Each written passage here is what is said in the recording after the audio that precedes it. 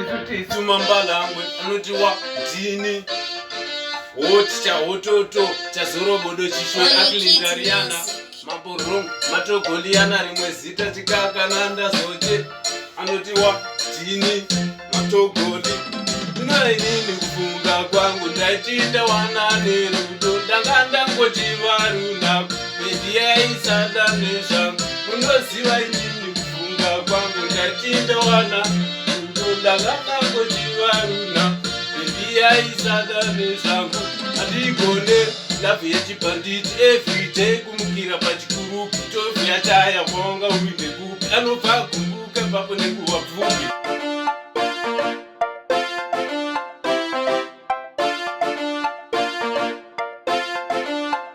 OnikidMusiq.